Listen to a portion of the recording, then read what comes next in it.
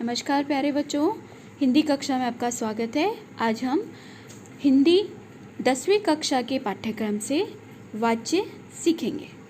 तो बच्चों, किसी भी चीज़ को हिंदी व्याकरण में आप कोई भी टॉपिक, कोई भी विषय सीखना चाहते हैं, उसे सीखने के दो तरीके होते हैं। पहले आप परिभाषा जान लीजिए, फिर उदाहरण सीख लीजिए, फिर आप उसको अच्छे से समझ पाते हैं। दूसरा तरीका है आप उदाहरण जानिए और फिर नियम तक पहुंचिए कि इन उदाहरणों को आप पहले मूल्यांकन करेंगे कि किस तरीके से बने और फिर आप नियम तक पहुंचते हैं। तो हम दोनों ही तरीकों को अपनाएंगे और इस विषय को बहुत अच्छे से सीखने का प्रयास करेंगे।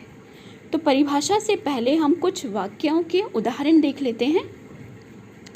पहला वाक्य, कवि कविताएं सुनाता है। अध्यापिका कहानी सुनाती है। माली फल तोड़ता है। लड़के क्रिकेट खेल चुके थे।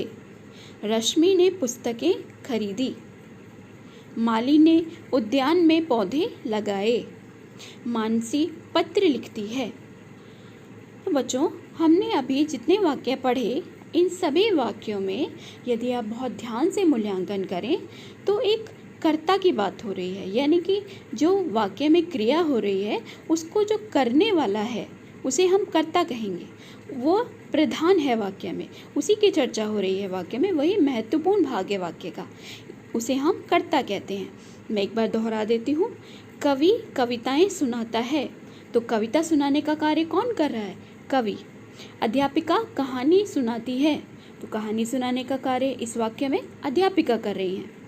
माली फल तोड़ता है, फल तोड़ने का कार्य माली कर रहा है। लड़के क्रिकेट खेल चुके थे, तो क्रिकेट खेलने का कार्य कौन कर चुके हैं? लड़के। रश्मि ने पुस्तकें खरीदी, पुस्तकें खरीदने का कार्य कौन कर चुका है यहाँ पर? रश्मि। माली ने उद्यान में पौधे लगाए, पौधे लगाने का कार्य माली ने किया। मानसी पत्र लिखती है, अब पत्र लिखने का कार्य मानसी ने किया। तो इस तरीके से इन 7 उदाहरणों में हमने देखा हिंदी भाषा के व्याकरण के नियम के अनुसार वाक्य में सबसे पहले कर्ता इस्तेमाल होता है। कर्ता शब्द हम इस्तेमाल करते हैं। एक पहचान तो ये हो गई। दूसरी पहचान, वाक्य में जो भी कार्य हो रहा होगा आप उसके साथ प्रश्न पूछिए। कहानी सुनाने का कार्य कौन कर रहा है, और इस प्रश्न का उत्तर आपको जो मिलेगा तो वही हमारा कर्ता होगा। जैसे एक हम कोशिश कर लेते हैं इस तरीके से अभ्यास करने की। अध्यापिका कहानी सुनाती है, तो मैंने स्वयं से प्रश्न किया, कहानी कौन सुनाती है? मुझे उत्तर मिला अध्यापिका। तो इसका अर्थ यह हुआ, इस वाक्य में अध्यापिका शब्द कर्ता शब्द है, उसे हम कर्ता कहेंगे। कहानी सुनाना एक कार्य है, क्रिया है, जिसको कौन कर रहा है? अध्यापिका। पढ़ना एक कार्य है, जिसको कौन कर रहा है? बच्चे। इस तरीके से आप किसी भी वाक्य में कर्ता की पहचान आसानी से कर सकते हैं और इस तरीके से आप किसी भी वाक्य का निर्माण भी कर सकते हैं। तो बच्चों, अभी हमने जो उदाहरण देखे जिसमें कर्ता की प्रधानता होती है, इन वाक्यों को हम हिंदी व्याकरण की भाषा में वाच्य विषय में कर्तृवाच्य कहते हैं। कर्ता से बना कर्तृ, ठीक है। और वाच्य जो हमें बताते हैं कि इस वाक्य में किसकी प्रधानता है, कर्ता की या कर्म की या भाव की। तो पहला तरीका हमने सीख लिया कर्तृवाच्य, उसके हमने उदाहरण भी देख लिए, आगे हम उसकी परिभाषा भी जानेंगे। चलिए अब हम वाच्य की परिभाषा की ओर बढ़ते हैं। तो जिस तरह हमने देखा कर्तृवाच्य में क्रिया के जिस रूप से यह पता चले कि वाक्य में क्रिया द्वारा बताए गए विषय में कर्ता केंद्र बिंदु है, कर्म केंद्र बिंदु है या भाव, उसे ही हम वाच्य कहते हैं। तो वाच्य 3 प्रकार के होते हैं। पहला हमने सीख लिया कर्तृवाच्य, दूसरा कर्मवाच्य और तीसरा भाववाच्य। अब बच्चों, यहाँ नाम पर आपको बहुत ध्यान देना है। नाम में यहाँ पर बहुत ही महत्वपूर्ण भूमिका निभाते हैं। पहले जो हमने उदाहरण देखे कर्तृवाच्य, जिसमें कर्ता प्रधान था। दूसरी तरह का जो वाच्य होता है उसमें कर्म प्रधान होता है। चलिए हम कुछ उदाहरण देखते हैं। कवि द्वारा कविताएं सुनाई जाती हैं। अध्यापिका द्वारा कहानी सुनाई जाती है। माली द्वारा फल तोड़े जाते हैं। लड़कों द्वारा क्रिकेट खेला जा चुका था। रश्मि द्वारा पुस्तकें खरीदी गई, माली द्वारा उद्यान में पौधे लगाए गए, मानसी द्वारा पत्र लिखा जाता है। इन सभी वाक्यों में हमने देखा कवि द्वारा कविताएं सुनाई जाती हैं। तो कविताएं सुनाने का कार्य कौन कर रहा था? कवि। ये तो हो गया कर्तृवाच्य। लेकिन यहाँ पर कर्म की प्रधानता है इस वाक्य में। कवि द्वारा कविताएं सुनाई जाती हैं।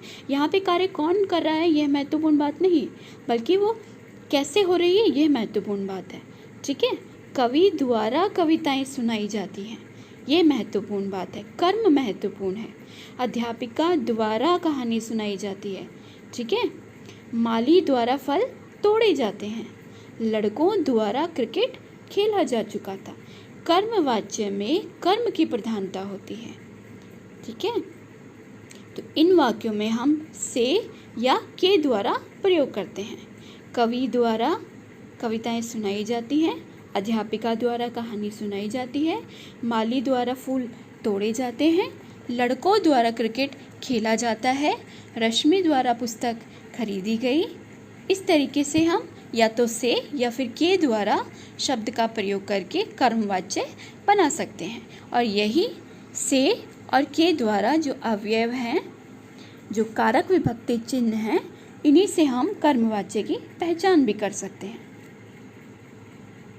तो चलिए बच्चों, वाच्य की परिभाषा और कर्तृवाच्य व कर्मवाच्य जानने के बाद अब हम इन दोनों की परिभाषाएं भी जान लेते हैं। कर्तृवाच्य की परिभाषा हम जान चुके हैं।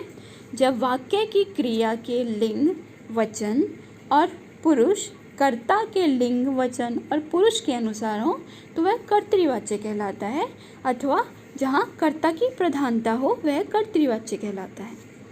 आसान भाषा में हम उदाहरण देखें तो रमेश केला खाता है, दिनेश पुस्तक पढ़ता है। इन दोनों वाक्यों में कर्ता प्रधान है, उसी के लिए खाता है और पढ़ता है पहले और दूसरे वाक्यों में क्रियाओं का प्रयोग हुआ। यदि यहाँ पर रमेश की जगह सीता होती तो सीता केला खाती है, और यदि यहाँ बच्चे होता तो बहुवचन शब्द होता तो बच्चे केले खाते हैं। इस तरीके से यहाँ पर लिंग, वचन और काल में बदलाव आता है। इन्हें हम कर्तृवाच्य कहते हैं। अब हम बढ़ते हैं कर्मवाच्य की ओर।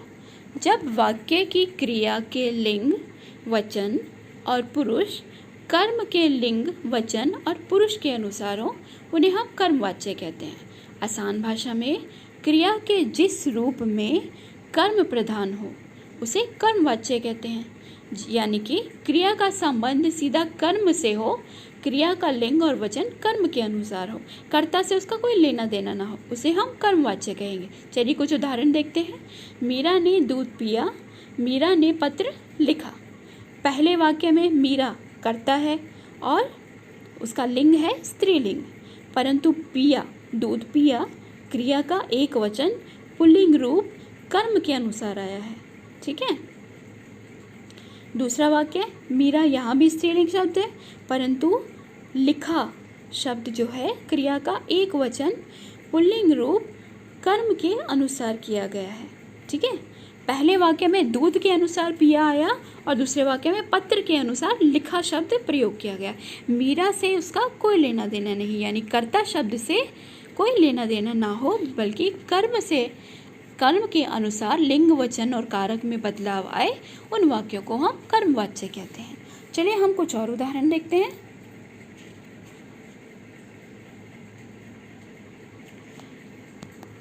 छात्रों के द्वारा पाठ याद किया गया, कामनी द्वारा सफाई की गई, किसान के द्वारा खेत की जुताई की गई, सैनिकों द्वारा देश की रखवाली की जाती है, पुनीता द्वारा कपड़े सिले जाते हैं। अब देखिए इस अंतिम वाक्य में पुनीता द्वारा कपड़े सिले जाते हैं। यहाँ पर कर्म शब्द जो है कपड़े सिले जा, कपड़े, ठीक है, उसके अनुसार सिले जाते हैं आया है।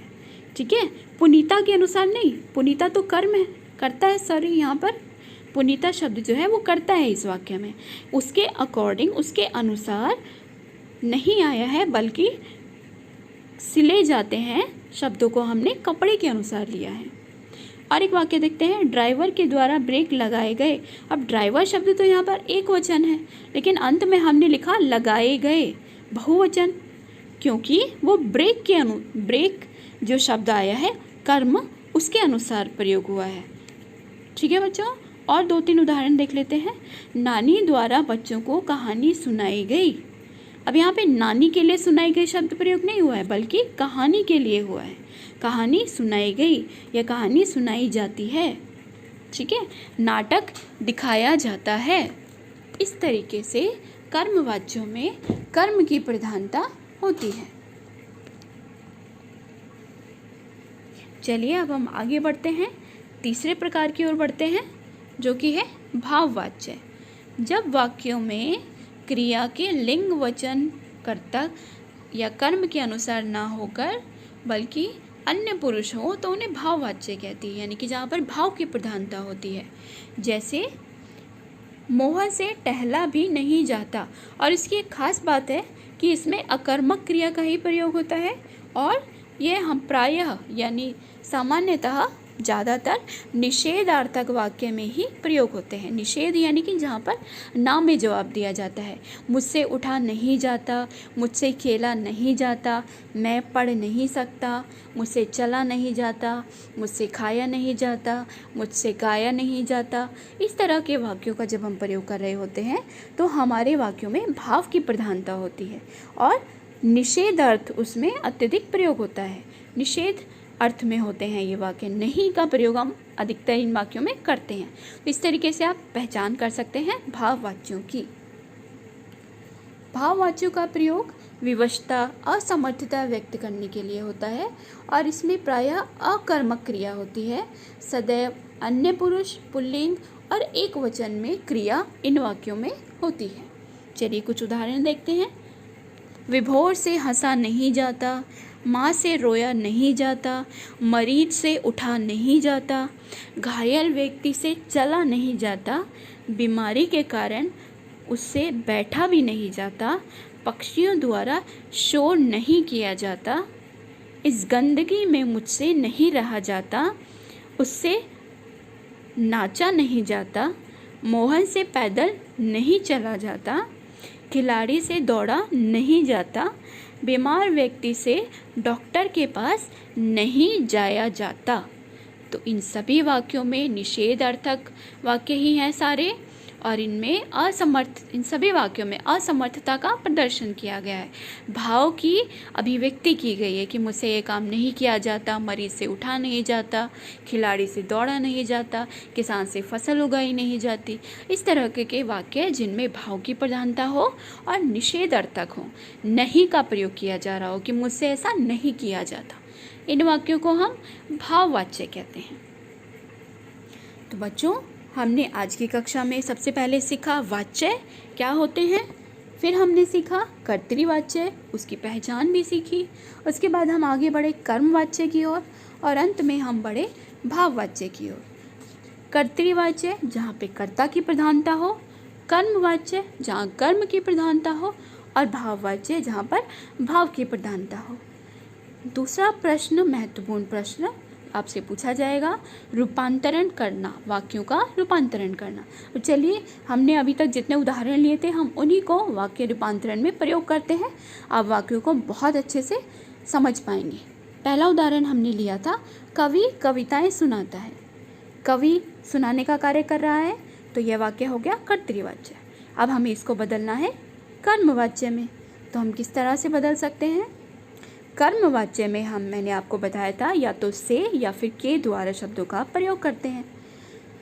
कवि कविताएं सुनाता है, इस वाक्य को मैं कर्मवाच्य में बदलना चाहती हूँ, तो मैं इसे इस तरह से लिख सकती हूँ, कवि द्वारा कविताएं सुनाई जाती हैं, या कवि से कविताएं सुनाई जाती हैं।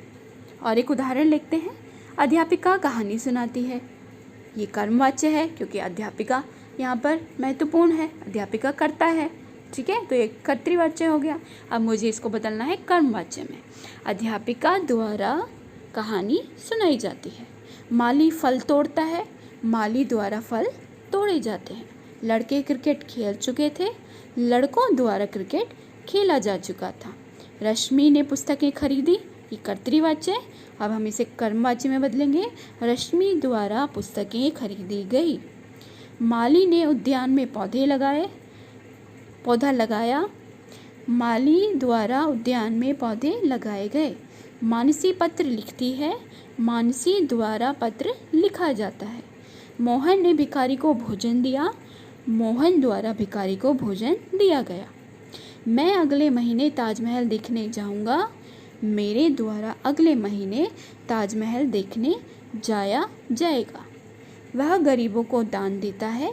उसके द्वारा गरीबों को दान दिया जाता है। इस तरह हमने के द्वारा शब्द का प्रयोग करके सभी कर्तृवाच्यों को कर्मवाच्यों में बदल दिया। तो दो तरह के प्रश्न आपसे पूछे जा सकते हैं। पहला प्रश्न पहचान करना कर्तृवाच्य, कर्मवाच्य या भाववाच्यों में से, या फिर दूसरा प्रश्न कर्तृवाच्य को कर्मवाच्य में बदलना या कर्मवाच्य को कर्तृवाच्य में बदलना। बहुत ही आसान है, बहुत ही सरल है, आसानी से आप बदल सकते हैं। के द्वारा को यदि आप हटा देंगे तो वापस से आपका कर्तृवाच्य बन जाएगा। के द्वारा यदि आप जोड़ देंगे तो आपका वाक्य कर्मवाच्य बन जाएगा। इस तरीके से हम कर्तृवाच्य को कर्मवाच्य में बदल सकते हैं। उसके बाद हम जानेंगे कर्तृवाच्य को भाववाच्य कैसे बनाया जाए। चलिए कुछ उदाहरण देखते हैं। विभोर हंसता है। विभोर से हंसा जाता है। माँ रो भी नहीं सकती। माँ से रोया भी नहीं जाता। मरीज उठ नहीं सकता। मरीज से उठा नहीं जाता। घायल व्यक्ति चल नहीं सकता। घायल व्यक्ति से चला नहीं जाता। बीमारी के कारण वह बैठ नहीं सकता। बीमारी के कारण उससे बैठा भी नहीं जाता। भाववाच्यों की परिभाषा में हमने सीखा था असमर्थता का हम असमर्थता की अभिव्यक्ति करते हैं। उठा नहीं जाता, चला नहीं जाता, बैठा नहीं जाता, किया नहीं जाता, नाचा नहीं जाता, इस तरह के वाक्य सभी वाक्य भाववाच्य कहलाते हैं। ठीक है, जिसमें आप अपनी असमर्थता या असक्षमता अभिव्यक्त करते हैं। किसी भी वाक्य को आप भाववाच्य में परिवर्तित कर सकते हैं। अब हम एक उदाहरण देख लेते हैं भाववाच्य से कर्तृवाच्य में बदलना। रोहिणी से उठा नहीं जाता। ठीक है, ये हमने देख लिया, उठा नहीं जाता, असमर्थता अभिव्यक्त हो रही है इस वाक्य में, तो ये भाववाच्य है। अब हमने इसको बनाना है कर्तृवाच्य, तो हम कैसे बनाएंगे? रोहिणी उठ नहीं सकती। और एक उदाहरण देखते हैं। चलो बाग में टहला जाए। चलो बाग में टहलते हैं। रोगी से चला नहीं जाता। रोगी चल नहीं सकता। तुमसे चुप नहीं रहा जाता। तुम चुप नहीं रह सकते। ठीक है बच्चों, भाववाच्य से हमने आसानी से कर्तृवाच्य बना लिए। इस तरीके से आप वाक्यों में आसानी से रूपांतरण कर सकते हैं, परिवर्तन कर सकते हैं। तो बच्चों, आज की कक्षा में हमने वाच्य और वाच्य के भेद, उनकी परिभाषाएं, उनके उदाहरण और उनका रूपांतरण सभी चीज़ें आसानी से सीख ली हैं। यदि फिर भी आपको कोई शंका होती है तो आप कमेंट में लिखकर मुझसे पूछ सकते हैं। आज के लिए बस इतना ही। धन्यवाद एवं शुभ दिन।